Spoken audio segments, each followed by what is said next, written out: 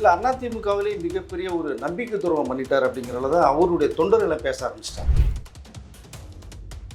அப்போ நேற்று இருந்த அந்த கொள்கை, இந்த பற்று பாசம் அதிமுக இருந்ததெல்லாம் சுக்குநூறாக உடைச்சிட்டாங்க அப்பா மூலியம் சேர்ந்து. திமுக பொறுத்த மட்டும் ஓபிஎஸ் அவர்கள்லாம் தேவையில்லாத ஒருத்தர் தான். காங்கிரஸுடைய மிகப்பெரிய போராட்டமே டிஎம்கே என்ன இருக்குன்னா விஜய்ங்கிற ஒரு பில்லர் இருக்கிறதுனால தான். டாக்ஸ் ஆஃப் எக்ஸ்பிரஸ் நேயர்களுக்கு வணக்கம். இன்று நம்மோடு இணைந்திருப்பவர் மூத்த பத்திரிகையாளர் திரு வெங்கடேஷ் அவர்கள். வணக்கம் சார். வணக்கம். தமிழக அரசியலில் ஒவ்வொரு நாளும் புதுசாக ஏதாவது ஒன்று நடந்துக்கிட்டே இருக்குது. இந்த 2026 சட்டமன்ற தேர்தலை பொறுத்தவரை அந்த வகையில் பார்க்கும் பொழுது ஓபிஎஸ் அவர்கள் திமுகவில் இணைஞ்சிருக்காரு. இதை எப்படி சார் பார்க்குறீங்க? இல்லை அதிமுகவிலே மிகப்பெரிய ஒரு நம்பிக்கை துரோகம் பண்ணிட்டார் அப்படிங்கிறத தான் அவருடைய தொண்டர்களை பேச ஆரம்பிச்சிட்டாங்க. ஏன்னா ஓபிஎஸ் அவர்கள் 2022 எடப்பாடி அவர்கள் கட்சியிலிருந்து நீக்கப்பட்ட பிறகு அவர் எங்கே போகிறது என்ன வருதுன்னே தெரியாமல் திணறிக்கிட்டு இருந்த ஒரு பீரியடு. இறுதியாக விஜய் அவர்கிட்ட தான் வரதுக்கான வாய்ப்புகள் நிறையாவே இருந்தது. ஏன்னா எல்லா கேட்டும் அடைக்கப்பட்டுருச்சு. விஜய் கிட்ட வருவார் அப்படின்னு நினைக்கும் போது பார்த்தோம்னா ஒரு குழப்பத்திலே இருந்தார், மதிமேல் பூனியாக இருந்தார். ஒரு பக்கம் பார்த்தீங்கன்னா டிடிவி தினகரன் அவர்கள் விஜய் பக்கம் வரது மாதிரி இருந்தால் கடைசி நேரத்தில் என்டிஏ கூட்டில் போய் சேர்ந்தார் அவர். ஓபிஎஸ் அவர்கள் இன்னைக்கு சேர்ந்தது உண்மையிலேயே அதிமுக தொண்டர்களுக்கு மிகப்பெரிய அதிருப்தியாக இருக்குது. காரணம், ஜெயலலிதா அவர்களுக்கு மிக நம்பிக்கைக்குரிய வரந்தவர். எத்தனையோ பேர் இருந்தார். செங்கோட்டையன் அவர்கள்லாம் ஜெயலலிதா அவர்களுக்கு வலதுகரமாக இருந்தவர். அம்மையார் ஜெயலலிதா அம்மையார் செங்கோட்டை கூட முதலமைச்சர் ஆக்காமல், பட் செங்கோட்டை அதுக்கு விருப்பப்படலைங்கிற விஷயத்தை சொல்லிட்டார் கேட்டுக்கூட. அப்போது 96-2001 பெரியகுளம் நகராட்சி தலைவர் இருக்கும்போது 2001 முதன்முறையாக அதிமுகவில் சட்டசபை உறுப்பினர் தேர்ந்தெடுக்கிறார். 73 ஐக்கியப்படுத்தி கொண்டார் அதிமுகவில். நேற்று வரைக்குமே அதிமுக மட்டும்தான் இருந்தார், எந்த கட்சிக்கு அவர் போகலை. 2001 முதன்முறையாக சட்டசபையை தேர்ந்தெடுக்கப்பட்டு செப்டம்பர் மாதமே ஜெயலலிதா அம்மையார் ஒரு சிறைக்கு செல்ல நேர்முகம் பண்ணும்போது ஓபிஎஸ் தான் முதலமைச்சரை உட்கார வச்சு போகிறாங்க. இது எவ்வளோ பெரிய விஷயம் தெரியுமா உங்களுக்கு? 13வது முதலமைச்சராக பதவி இருக்கிறார். திரும்பி அம்மையார் வந்தது பிறகு திரும்பி அந்த பேரிலே வருவாய்த்துறை அமைச்சராக இருக்காங்க. 2006 தோல்வி அடையும் போது பார்த்திங்கன்னா மீண்டும் சட்டசபைக்கு போக மாட்டேன்னு சொன்னதுக்கு பிறகு எதிர்க்கட்சி தலைவரை நியமிக்கிறாங்க ஜெயலலிதா அம்மையார் அவர்கள். 2011 திரும்பி ஆட்சிக்கு வரும்போது அங்கே நிதியமைச்சராக போஸ்ட் கொடுக்குறாங்க. 2016 சிறைக்கு செல்லும் போது 2வது முறையாக ஓபிஎஸ் அவர்கள் முதலமைச்சராக பண்ணுறாங்க. ஜெயலலிதா அம்மையார் மறைவுக்கு பிறகு ஒரு 3 மாத காலம் 3வது முறையாக முதலமைச்சராக ஓபிஎஸ் உட்காராங்க. ஸோ 3 முறை ஓபிஎஸ் முதலமைச்சர் ஆக்கப்பட்டவர். பட் 2021 அந்த பீரியடில் பார்த்தீங்கன்னா 17 பீரியடு பார்த்தீங்க அப்படின்னா சில ப்ராப்ளம்லாம் வரும்போது பார்த்தீங்கன்னா ஒரு தர்ம யுத்தம்னு சொல்லி சசிகலாவுக்கு எதிராக போர்க்கொடி தூக்குனார். எடப்பாடிக்கு வரைக்குமே ரொம்ப டஃப்பாக இருந்து திரும்பி மீண்டும் ஏபிஎஸ் அவர்கள் சேர்த்துக்கொண்ட பிறகு துணை முதலமைச்சர் பதவியும் தர்றார். இப்படி தன்னை அதிமுகவிலேயே ரத்தமும் சதயமாக இருந்த ஓபிஎஸ் அவர்கள் இன்று திடீர் என்ன பார்த்தீங்க அப்படின்னா திமுகவில் போய் இணைந்து கொண்டது. இதற்கு முன்னோட்டமாக கடந்த வாரமே முதலமைச்சர் அவர்களை போய் சந்தித்து ஒரு விஷயம் பேசப்பட்ட விஷயங்களாக இருக்குது. அவருடைய தொண்டர்கள்லாம் போய் ஒருத்தராக டிஎம்கில் சேர்ந்த விஷயம். ஆனால் யாரும் எதிர்பார்க்காத அளவுக்கு இன்றைக்கி இணைந்தது அதிமுகவுடைய வட்டாரத்தில் மிகவும் ஒரு பேசும் பொருளாக இருக்குது. எம்ஜிஆர் உருவாக்கின கட்சி, ஜெயலலிதா அம்மையார் நம்பிக்கைக்குற உட்கார வச்சு அவருக்கு நம்பிக்கை துரோகம் பண்ணிட்டாங்க அப்படிங்கிற அளவுக்கு இன்றைக்கி ஓபிஎஸ் பேசும் பொருளாக இருக்கார். இன்னொரு பக்கம் பார்த்தீங்கன்னா டிஎம்கே கூட்டணி அவர்கள் வலுவான ஒரு கூட்டணி அமைக்கணும், விஜய்க்கு எந்த பக்கம் யாரும் போயிடக்கூடாதுங்கிற அந்த ஒரு கண்ணத்தின் அடிப்படையில் எல்லாருமே கூட்டணிக்குள்ள ஒன்றாக இணைத்து கொண்டு இருக்கிறாங்க. ஒரு பக்கம் தேமுதிக, இன்றைக்கு ஓபிஎஸ். ஸோ இப்போ ஓபிஎஸ் அவருடைய மகன் இப்போ என்ன சொல்கிறாருன்னா, தேனி பெரியகுளம் அப்படிங்கிறது அதிமுக கோட்டையாக இருந்தது. ஆனால் அது எங்களுடைய அந்த என்ன சொல்கிறதுனா எங்களுடைய பேரும் புகழும்னால அதிமுக கோட்டையாக இருந்தது. ஆனால் இன்றிலிருந்து அது எங்களுடைய கோட்டையாக திமுக கோட்டையாக நாங்கள் மாற்றம் செய்வோம் அப்படிங்கிற அளவுக்கு அவருடைய பையன் பேசுகிறார். அப்போ நேற்று இருந்த அந்த கொள்கை, அந்த பற்று பாசம் அதிமுக இருந்ததெல்லாம் சுக்குநூறாக உடைச்சிட்டாங்க அப்பா மூலியம் சேர்ந்து. அப்படி தான் பார்க்கப்படுது. சரி, இணைத்து கொண்டார்கள், பார்க்கலாம். இதற்கு பிறகு ஓபிஎஸ் உடைய இந்த பேரு புகழ் என்ன, அதிமுகவுடைய இபிஎஸ் நிலைப்பாடு என்ன அப்படிங்கிற பொறுத்திருந்து தான் பார்க்க முடியும் சார். சார், இதில் இன்னொரு விஷயம் என்ன பார்க்கப்படுதுன்னா, ஓபிஎஸ் அவர்கள் எந்த அளவுக்கு திமுகவிற்கு பயன்படுவார்? இல்லை, அது திமுக பொறுத்த மட்டும் ஓபிஎஸ் அவர்கள்லாம் தேவையில்லாத ஒருத்தர் தான். ஆனால் இன்றைக்கு விஜய் அப்படிங்கிற ஒரு கேரக்டர் இன்றைக்கி பயங்கரமாக மக்கள் மத்தியில் செல்வாக்கு பெற்று கிட்டத்தட்ட சர்வேயில் பார்க்கணும்னா 2வது இடத்துலையும் ஒரு சில இடங்களில் ஃபஸ்ட்டு இடத்துலையுமா மாறி மாறி விஜய் வந்துட்டுருக்கார். அதிமுகங்கிறது ஒரு 3வது இடத்துல தான் இப்போதைக்கு இருக்குது. அப்போது இந்த பக்கம் காங்கிரஸ் விஜயோட கூட்டணி போமான்னு அது ஒரு இழுபறி இப்போ நடந்துக்கிட்டே இருக்குது. விஜய் கூட காங்கிரஸ் போயிருங்கிற மிகப்பெரிய அளவுக்கான ஒரு ஒரு நேரம் இப்போ வந்து இந்த பார்த்துக்கொள்ளப்பட்டு, இப்போ அதையும் வந்து டிஎம்கே அவர் வந்து காங்கிரஸை விட்டு தருவாங்கன்னு சொல்லி இன்றைக்கோ நாளைக்கோ அவங்களுடைய கூட்டணி தொகுதி உடன்பாடில் இந்த பேச்சுவார்த்தை ஒன்று போகுது. இப்போ அது ஓபிஎஸை பொறுத்த மட்டும் சரி இருக்கிற 500 ஓட்டோ 1000 ஓட்டோ வர்றது வரட்டும் ஓபிஎஸ் கிட்ட அப்படின்னு சொல்லி தான் டிஎம்கே கூட எடுத்து கொண்டார்கள். ஆனால் ஓபிஎஸ்க்கு இது பெரிய விஷயமாக இருக்காது, அப்படிதான் நான் நினைக்கிறேன். அவர் சரி 10ஓட 11ஆக இருக்கட்டும் ஓபிஎஸ் அவர்கள் அப்படின்னு தான் இன்கேஸ் சொல்லப்போனால் அவருக்கு ஒரு தொகுதி கண்டிப்பாக ஒதுக்கப்படும். அந்த தொகுதி அவங்க பையன் சொன்னது மாதிரி தேனிலையோ பெரிய குளத்தில் மீண்டும் நிற்கிற வாய்ப்புகள் வரும். இங்கே ஜெயிக்கிறதுக்கான ஒரு வாய்ப்பும் கண்டிப்பாக வரும்.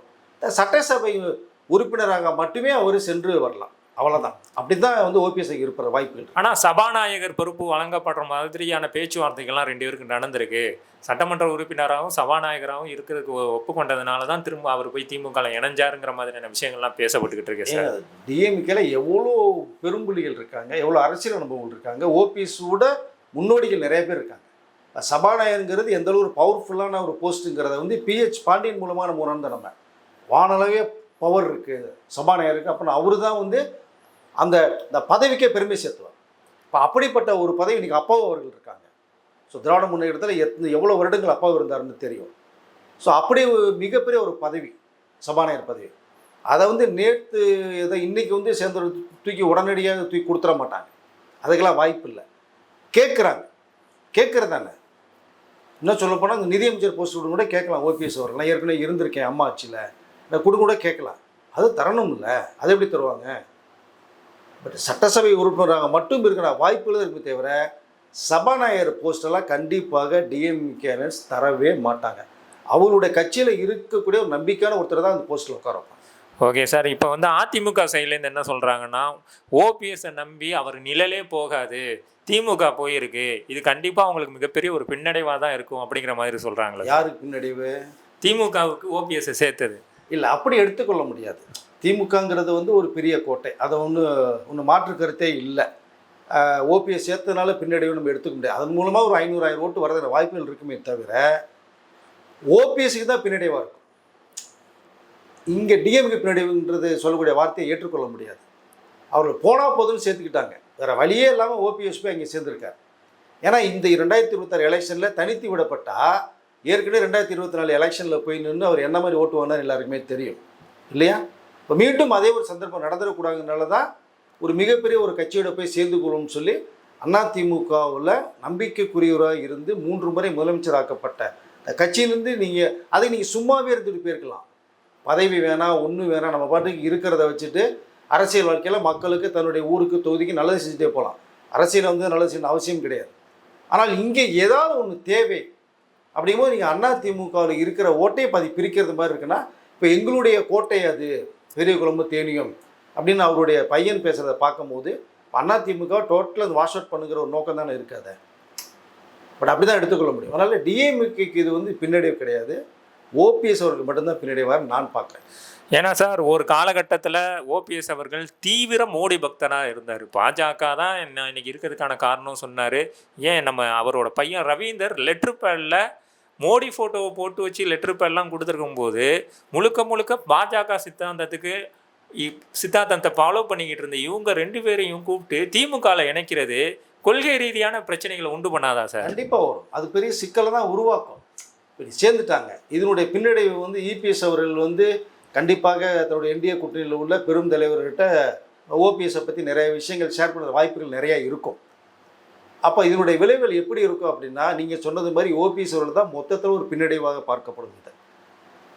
இப்போ இந்த பக்கம் வந்து சில கேள்விகள் வர ஆரம்பிச்சிடும் உங்களுக்கு. இந்த பக்கம் டிஎம்கே கூட்டணியில் சேர்ந்துட்டிங்களா, அப்படியே நீங்கள் இருக்க ஒரு சீட்டு தர்றேன், நீங்கள் பாட்டுக்கு ஜெயிங்க துவங்க உங்கள் விருப்பம்ட்டு போயிட்டே இருப்பாங்க. இப்போ அவருடைய நிற்கக்கூடிய தொகுதியில் கூட எந்த சின்னத்தில் நிற்பார்? ஸோ உதயசூரன் சின்னத்தில் தான் நிற்பார் அவர். அப்போ அவருக்குன்னு தனி மெஜாரிட்டி எதுவுமே கிடையாது. அப்போ அங்கே டிஎம்கே தான் இவர் ஜெயிச்சா கூட டிஎம்கே உதயசூரன் தான் வெற்றி பெற்றதாக அர்த்தமாகும். அப்போ நீங்கள் என்டிஏயில் மோடி அவர்களோட நெருங்கிய ஒரு தொடர்பு இருந்துட்டு இபிஎஸ் அவர்கள் சேர்க்கலை அப்படின்னா, நீங்கள் நேரடியாக அமித்ஷா அவர்களையோ மோடி அவர்களையோ நேரடியாக பார்த்து நீங்கள் பேசியிருக்கலாம், நான் என்டிஏ கூட்டணியில் வரத்தான் விருப்பப்படுறேன், சேரணும், இபிஎஸ் சேர்க்கலை, சேர்க்குறீங்களா இல்லையா, சேர்த்திங்கன்னா இதில் இருக்கேன், சேர்க்கலைன்னா நான் டிஎம் கூட்டணி போகிறேன் அப்படின்னு சொல்லி ஓப்பனாக ஒரு ஸ்டேட்மெண்ட் கொடுத்துருக்கலாம் அவங்க. பட் கொடுத்தாரா இல்லையான்னு தெரியல, ஆனால் கொடுத்துற வாய்ப்புகள் இல்லை. அதனால் இது வந்து கண்டிப்பாக மோடி அவர்களுடைய பார்வையில் வந்து ஓபிஎஸ் அவர்கள் மீண்டும் கேள்விக்குறியாக நிற்பாருன்னு தான் நான் நினைக்கிறேன். நான் தான் நீ போக போக தான் தெரியும். இதை பாஜக என்ன மாதிரியான ஒரு விஷயமா சார் எடுத்துக்கும்? இல்லை, அவர்கள் என்ன வந்தால் சிறப்பாக இருந்திருக்கும், அது இபிஎஸ் அவர்கிட்ட தான் கேள்வி கேட்பாங்க. ஏன்னா தமிழ் மாநிலம் போது நயனா நாகேந்திரன் இருக்காங்க, இப்போ கண்டிப்பாக அவருக்கு தெரியும் இங்கே என்ன நடக்குதுன்ற சூழல் அவருக்கு தெரியும். நயனா நாகேந்திரன் முதல்ல எங்கே இருந்தாங்கிறது எல்லாருக்குமே தெரியும் வேறு. அப்போ இதுக்குள்ளே உள்கட்சி விவகாரம் என்னென்ன இருக்குங்கிறத கண்டிப்பாக மேலிடத்தில் அவர் தான் சொல்லியிருக்கணும். கண்டிப்பாக இப்போ ஓபிஎஸ் அவர்கள் வந்து டிஎம்கே போக போகிறேங்கிறத வந்து நயனார்கிட்ட டிஸ்கஷன் பண்ணாலும் பண்ணியிருந்துருக்கலாம். அண்ணாமலை அவர்களுக்கும் தெரியும், தெரியாமல் இருந்திருக்காது. இப்போ விட்டுட்டாங்க. விடும்போது டிஎம்கேக்கு இது வந்து பெரிய ஒரு பலமாக இருக்காது. ஓபிஎஸ் அவர்கள் சேர்த்தது அவங்களும் பெரிய பலம் கிடையாது. சரி வேணாம், ஒரு சரி விட்டுத்தர வேணாம், நம்மகிட்ட வரட்டுமே அப்படிங்கிற ஒரு நோக்கம்தான். அது விஜய்ங்கிற அந்த ஒரு சென்டர் பாயிண்ட் இல்லைன்னா லிஸ்ட்லேயே சேர்த்துருக்க மாட்டாங்க. இப்போ காங்கிரஸுடைய மிகப்பெரிய போராட்டமே வந்து டிஎம்கே என்ன இருக்குன்னா விஜய்ங்கிற ஒரு பில்லர் இருக்கிறதுனால தான். நீங்களாம் அந்த பில்லர்கிட்ட போய் நான் போய் சேர்ந்துக்கிறோம், அவ்வளோதான் மேட்ரு. அப்படிங்கிறதுல இன்ன வரைக்குமே இழுத்துட்டு இருக்கு. இப்போ வரைக்குமே டிஎம் கூட்டணியில் இன்னும் தொகுதி வந்து உடன்பாடுகள் ஏற்படலை. இன்றைக்கோ நாளைக்கோ பேச்சுவார்த்தை இருக்குன்னு தான் தகவல் வருது. அதுலேயும் சரி வரணும்னா விஜய்கிட்ட வாய்ப்புகள் நிறைய இருக்குது. அதனால் வந்து பிஜேபி வந்து கண்டிப்பாக இபிஎஸ் அவர்கள் தான் கேள்வி கேட்பாங்க. ஏன் ஓபிஎஸ்ஸை விட்டீங்க, ஏன் போனீங்க, ஏன் போனார், இந்த கேள்வி இவருக்கு தான் நிறைய பலமாக வரும். இதை தொடர்ந்து பார்த்தீங்கன்னா சசிகலா அவர்கள் தனியாக ஒரு கட்சி ஆரம்பிச்சிருக்காங்க. ஏன்னா அதிமுகவை கைப்பற்றுவோன்னு சொன்ன 2 பேருமே இன்னைக்கு வந்து தனி கட்சியும் இன்னொருத்தர் வந்து இன்னொரு எதிரி கட்சியிலே போய் சேர்ந்துட்டாருங்கிற பொழுது அந்த அளவுக்கு ஸ்ட்ராங்காக இருக்காரா எடப்பாடி பழனிசாமி? இல்லை, விட்டுட்டாருன்னு தான் சொல்ல முடியும். நம்ம அவர் ஸ்ட்ராங்காக இருக்கார் இல்லைங்கிறது வேறு இல்லை. அவர் நிறைய 4.5 வருஷம் ஆட்சியில் இருக்கும்போது நிறைய பேருக்கு நிறைய நல்ல விஷயங்கள்லாம் பண்ணியிருக்காரு, ஒரு மாற்று கருத்து இல்லை. மக்கள் மத்தியில் செல்வாக்கு இப்போ இருக்கா என்னங்கிறது நமக்கு தெரியாது. ஆனால் சர்வேயில் 3ஆவது இடத்துக்கு தான் போயிருக்கார். இப்போ இன்கேஸ் வந்து மக்கள் எந்த தீர்ப்பு கொடுப்பான்னு தெரியாது. மீண்டும் டிஎம்கே ஆட்சி அமைத்தால் எதிர்க்கட்சி தலைவராக வர்றதுக்கான வாய்ப்புகள் விஜய்க்கு இருக்குன்னு வேறு தகவல் வருது. இல்லை மெஜாரிட்டியிலே வந்தாங்கன்னா விஜய் தமிழகத்தினுடைய முயற்சி வர்றதுக்கான வாய்ப்புகள் இருக்குன்னு வந்து சர்வேயில் சொல்லப்படுது. பட் சர்வே வச்சு நம்ம எதுவுமே வந்து முடிவு பண்ண முடியாது. ஏன்னா இப்போ வந்து ஒரு 100 ஓட்டு 1000 ஓட்டை வச்சுட்டு அதில் இருக்கிற சர்வே தான் உங்களுக்கு எத்தனை % வருதுன்னு. அதே 10,000 ஓட்டு 1 லட்சம் ஓட்டுக்கும் போது வித்தியாசங்கள் மாறுபடும், தெரியாது. ஆனால் இங்கே சசிகலா அவர்கள் கட்சி ஆரம்பித்து வந்தது வந்து விஜய்க்கு கொஞ்சம் ஆதரவாக போகிறது மாதிரியான ஒரு தகவல் வருது இப்போ. ஏன்னா இபிஎஸ்ட்ட என்டிஏ கூட்டணியில் அவங்க போக மாட்டாங்க, டிஎம்கே கூட்டணிக்கு போக மாட்டாங்க. இப்போ தனியாக நின்று ஒரு சப்போர்ட், இப்போ இன்கேஸ் வந்து விஜய் அதாவது அலையன்ஸ்குள்ளே போவாங்களா அப்படின்னா அதுக்கு போகிறதுக்கு வாய்ப்பும் இருக்காது. சசிகலா அவர்கள் போகவும் மாட்டாங்க. இந்த பக்கம் ஓபிஎஸ் போனது மாதிரி சசிகலா அவர்கள் போக மாட்டாங்க. கட்சி ஆரம்பித்து தன்னுடைய வாய்ஸை காமிக்கிறதுக்கு முயற்சி பண்ணுவாங்க. அங்கே அண்ணாடிஎம்கே ஓட்டு உடையும். இப்போ எப்படி ஓபிஎஸ் பையன் சொன்னது மாதிரி தேனி பெருகிடத்தில் அண்ணாடிஎம்கே ஓட்டு உடையுமோ அதே மாதிரி இந்த பக்கம் டெல்டா மாவட்டத்தில் வந்து இவர்களுக்கு வாய்ஸ் நிறையா இருக்குது சசிகலா அவர்களுக்கு. பட் அண்ணாடிஎம்கே ஓட்டு அங்கேயும் உடையும். அந்த ஓட்டு உடையும் போது அந்த ஓட்டு அப்படி விஜய்க்கு வர்றதுக்கான வாய்ப்புகளும் நிறையா இருக்குது. மறைமுக சப்போர்ட் கொடுத்தா என்ன பண்ணுவீங்க? நீ வரவே அதாவது என்னை சேர்க்கவே இல்லை, வேணாட்டிங்கல்ல, நீயும் வரக்கூடாது அப்படிங்கிற மாதிரி முடிவு பண்ணிட்டாங்கன்னா இப்போ விஜய்க்கு வரதுக்கு வாய்ப்புகள் நிறையா இருக்குது. சசிகலா அவருடைய கட்சி ஆரம்பித்தது, அவருடைய பேச்சு, இப்போ அவர்கள் இப்போ சமீபத்தில் 2-3 நாட்களாக பேசிக்கிட்டது இபிஎஸ்க்கு மிக குறைவான ஒரு விஷயமாக அவர் பார்க்கப்படுது.